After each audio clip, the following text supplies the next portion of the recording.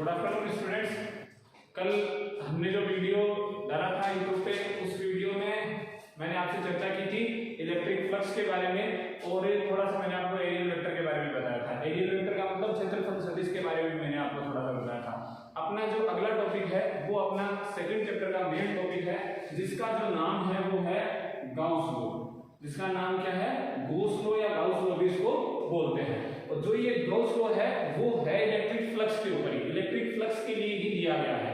लेकिन first of all बात इसकी जो प्राइमरी बात होती है, इसकी जो स्ट्रक्चर होती है मेन, ये बात ये डिपेंड करता है क्लोज स्ट्रक्चर। सबसे पहले तो ये किसके लिए होता है? क्लोज्ड स्ट्रक्चर के लिए। सबसे पहले तो इसकी ये बात है कि ये किसके लिए होता है? बंद सतह, क्लोज्ड सरफेस या क्लोज स्ट्रक्चर नहीं बोलते, यहाँ पे हम क्या बोल देते हैं? Closed surface. तो ये बंद सतहों के लिए होता है, क्लोज सरफेस के लिए होता है। मैंने आपको कल भी बताया था कि क्लोज्ड सरफेस हम बोलते हैं 3D स्ट्रक्चर को, और जबकि ओपन सरफेस हम बोलते हैं 2D स्ट्रक्चर को। ये मैं आपको कल वाले वीडियो में बता चुका हूँ। तो इसका मतलब गाउस लॉ किसके ऊपर लगेगा? 3D स्ट्रक्चर के ऊपर लगेगा। किसके ऊपर? किसके ऊपर लगेगा? 3D स्ट्रक्चर, 3 डायमेंशनल स्ट्रक्चर के ऊपर ये अप्लाई हम इसको करेंगे। ओके, तो अब हम पढ़ते हैं कि गाउस लॉ किसको कहते हैं। तो फर्स्ट ऑफ ऑल मैं आपको एक बार दोबारा रिपीट कर देना चाहता हूँ कि फ्लक्स क्या होता है। Electric flux is the line, number of line, number of किसकी line? Number of electric field lines, number of electric field lines passing perpendicular to the surface. Okay, passing perpendicular to the surface or from the surface. Surface से perpendicular pass out होने वाली जो electric field lines होती हैं उनको क्या बोला जाता है? इलेक्ट्रिक फ्लक्स बोला जाता है। कल हमने देखा था कि इलेक्ट्रिक फ्लक्स को किससे डिनोट करते हैं? फाई से डिनोट करते हैं। इसको फाई बोलते हैं। क्या बोलते हैं? इसको फाई बोलते हैं। इसको फाई बोला जाता है, फाई से डिनोट करते हैं। इसका फॉर्मूला कल हमने देखा था कि इसका फॉर्मूला होता है E dot A। E dot A it means it is a scalar quantity, ये एक अदिश राशि है। E is a electric field, E is electric field intensity, A यहाँ पे एरियल वेक्टर है। ओके, तो देन ये सब तो हमारे क्लियर हो चुका है। अब मैं आपको कहूँ कि हमारे पास एक बहुत छोटा सा क्लोज सरफेस है। ये हमारे पास एक बहुत छोटा सा क्लोज सरफेस है। इसकी जो वैल्यू है, इसका जो एरिया है वो मान लिया कितना है हमने? ds है। छोटा सरफेस है, इसका एरिया हमने कितना मान लिया? ds है।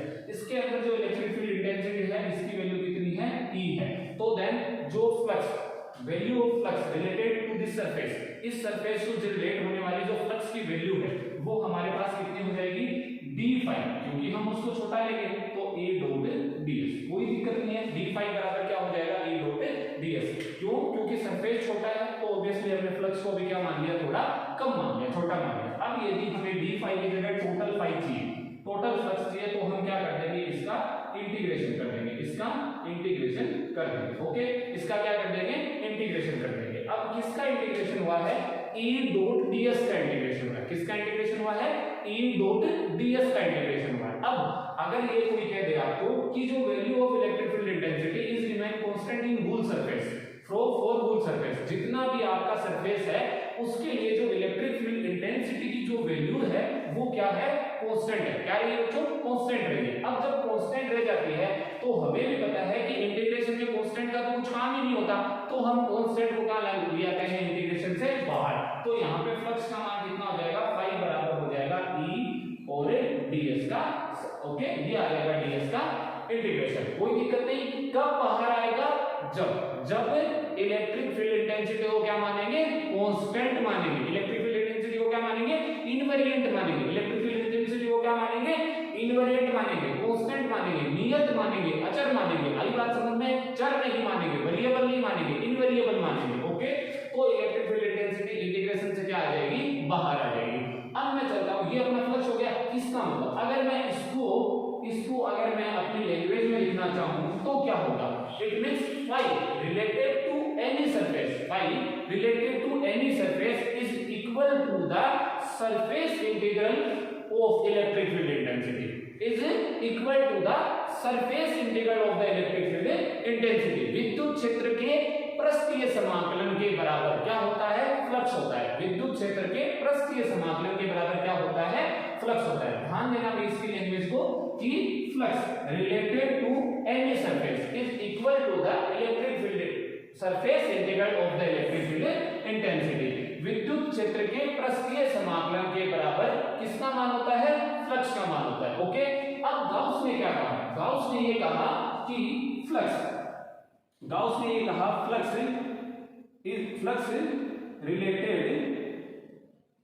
related to any surface, flux related to any surface is 1 upon epsilon naught times to the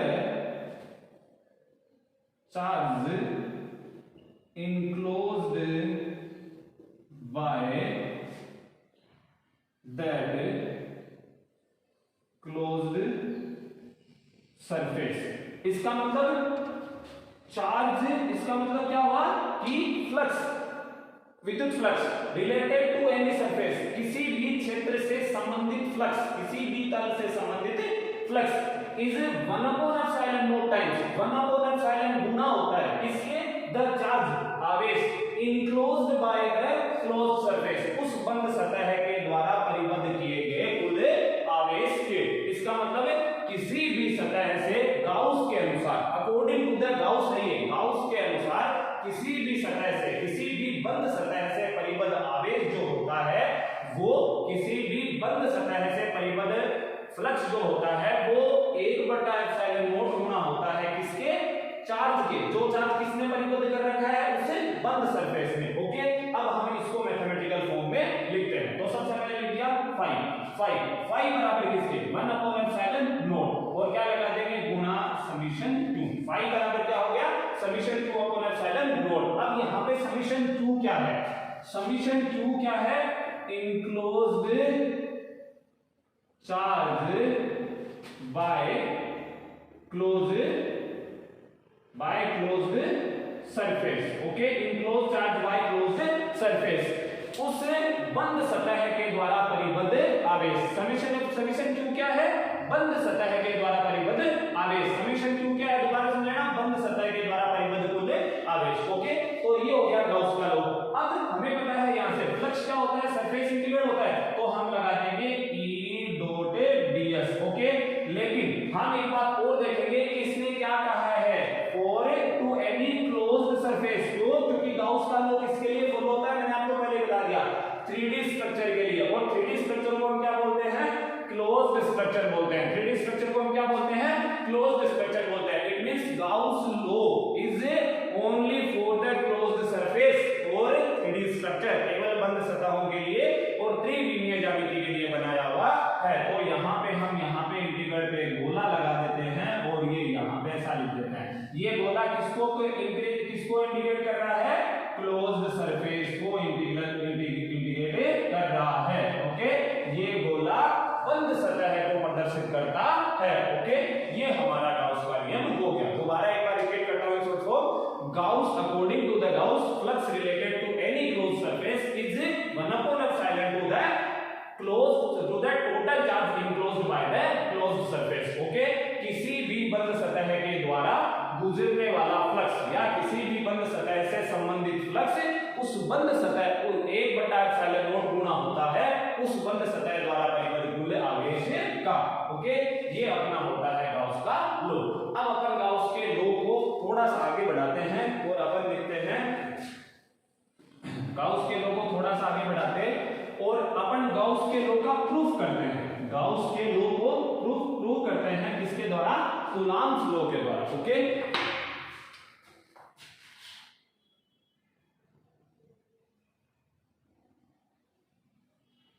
proof Gauss law by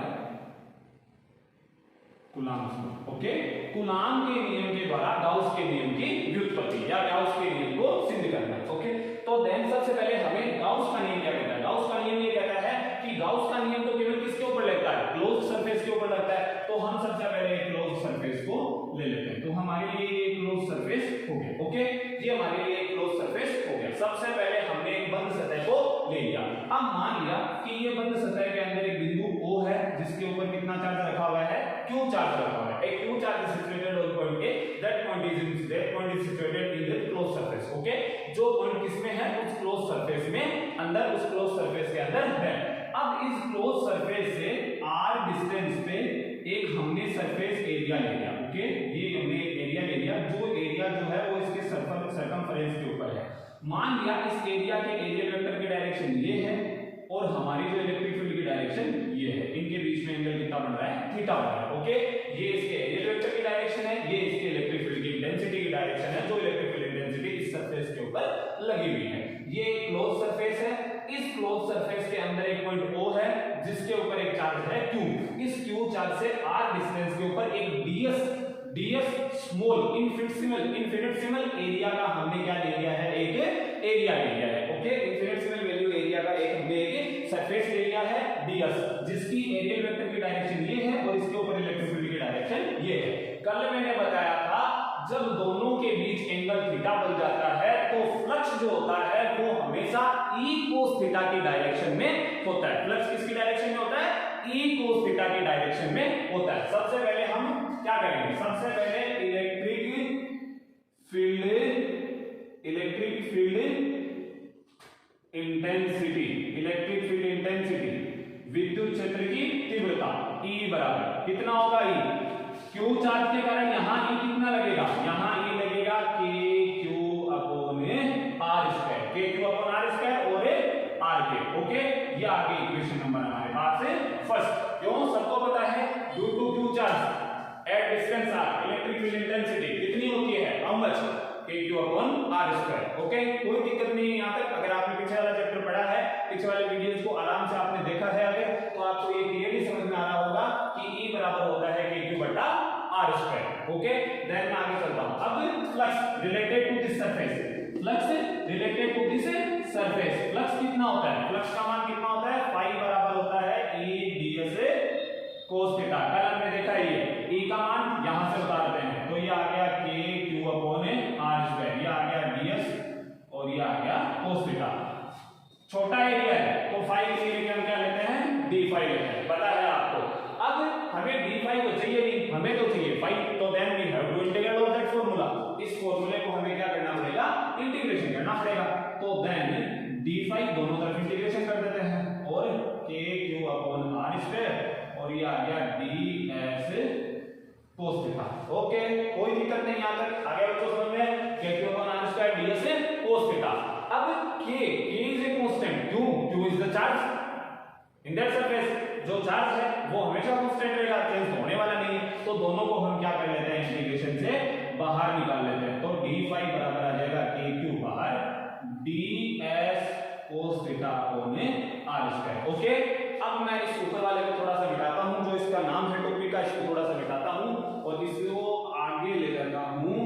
अब इसको मैं करता हूं यहां पे, तो देन ये तो इंटीग्रेट होके क्या बन जाएगा, फाई और ये KQ का KQ और ये आ जाएगा ds cos theta upon R square. अब आप लिखोगे ds cos theta upon R square, cos theta upon R square को आप लिखोगे d सिग्मा या d ओम, जिसको हम क्या बोलते हैं, d ओम। ये होता है सॉलिड एंगल, ये कितना होता है, सॉलिड एंगल बोलते हैं इसको। सॉलिड एंगल को मैं आपको 11th में बता चुका हूं, घन कोण बोलते हैं इसको।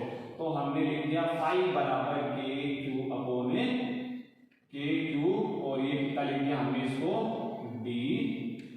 ओके, और इसके लिए जो वैल्यू होगी इसकी d ओम की, ओके, ds cos थीटा को हमने क्या लिख दिया, ds cos theta upon R square को हमने लिख दिया d ओम। और फॉर दैट सरफेस d ओम हम लिख देंगे 4 पाई के बराबर। ओके, तो ये आ गया फाई बराबर आ गया KQ गुना 4 पाई। कोई दिक्कत नहीं है यहां तक, simple ds cos theta upon R square को क्या लिख दिया हमने, d ओम। अपनी भाषा में क्या बोलेंगे इसको, d ओम। ठीक है, d ओम, फिर d ओम का इंटीग्रल क्या होता है, 4 पाई के बराबर होता है, ये you have to memorise it. तो देन d ओम बराबर इंटीग्रेशन ऑफ द d ओम बराबर 4 पाई कर दिया। अब यहां पे जब मैं 4 पाई रखूंगा तो फाई बराबर, चूंकि k बराबर हमें पता है k बराबर कितना होता है, 1/4 पाई एप्सिलॉन नॉट होता है।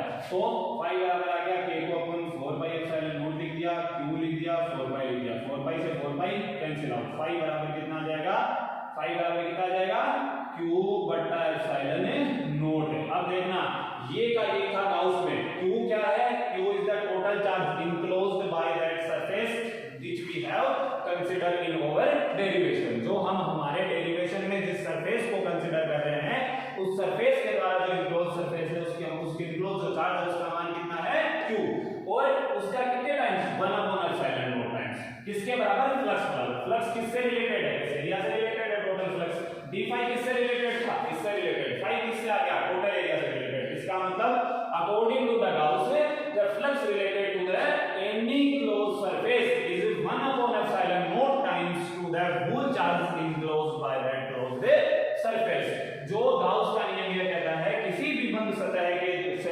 फ्लक्स जो होता है वो 1/ε0 टाइम्स गुणा होता है किसके द्वारा, टोटल चार्ज जो कि किसके द्वारा इंक्लोज्ड है, उस बंद सतह के द्वारा इंक्लोज्ड है। ओके, आगे बात समझ में, ये क्या था, ये था proof of Gauss law due to the या बाय द कूलॉम्स लॉ। हो गया ये हमारा यहाँ पे कंप्लीट, यहाँ पे हमारा गाउस का नियम पूरा हो गया, गाउस के नियम का प्रूफ हो गया किसके द्वारा, कूलॉम्स लॉ के द्वारा। अब हम जिस टॉपिक पे आने वाले हैं वो टॉपिक्स यहाँ से सेकंड चैप्टर के मेंस टॉपिक पूरे कंप्लीट स्टार्टिंग होते हैं।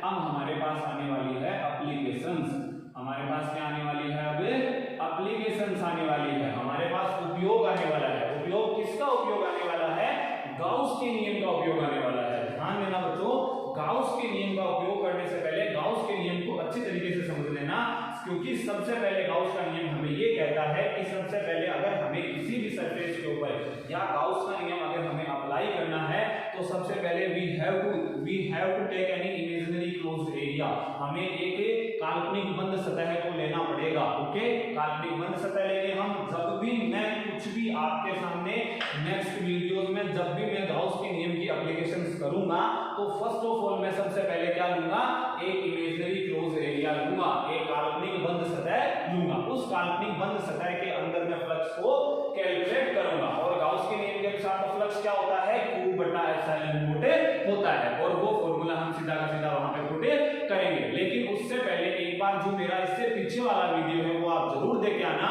कि एरियल वेक्टर क्या होता है और फ्लक्स क्या होता है। फ्लक्स दोबारा से एक बार रिवाइज कर देता हूं, flux is the total electric field lines passing perpendicularly to any surface, जो कि किसी भी सतह के लंबवत गुजरने वाली जो विद्युत क्षेत्र रेखाओं की जो संख्या होती है उन्हें क्या बोला जाता है, फ्लक्स बोला जाता है। उन्हें क्या बोला जाता है, फ्लक्स बोला जाता है। अब आगे बात समझ में यहां तक आपको, अब फ्लक्स इलेक्ट्रिक फील्ड और अगर ds के मध्य कहीं न कहीं कोई एंगल क्रिएट होता हो तो E ds cos थीटा आएगा और फ्लक्स किसकी दिशा में होगा, E cos थीटा की दिशा में होगा। ओके बच्चों, यहां तक आप इसको स्टडी करना अच्छे से और फिर हम नेक्स्ट वीडियो में क्या पढ़ेंगे, इसकी एप्लीकेशंस पढ़ेंगे। Okay, thank you.